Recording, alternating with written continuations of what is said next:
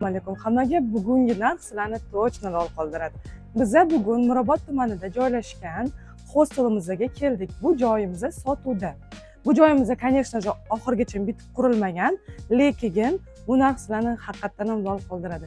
Agar kimdir biznes bilan shug'ullanmoqchi bo'lsa, особенно гостиничный biznes bilan, marhamat, bu joy sizlarga. Bizada hozirgi joyda, hozirgi данный momentda nima bor? Bizada basseynimiz bor. Tayyor, почти.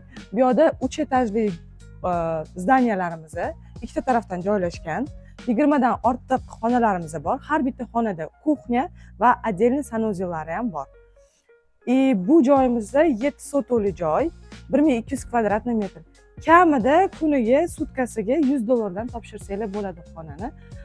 Yana bitta narsani aytib o'tmoqchimanki, bu proyektimiz Turkiyadan olib kelingan proyekt.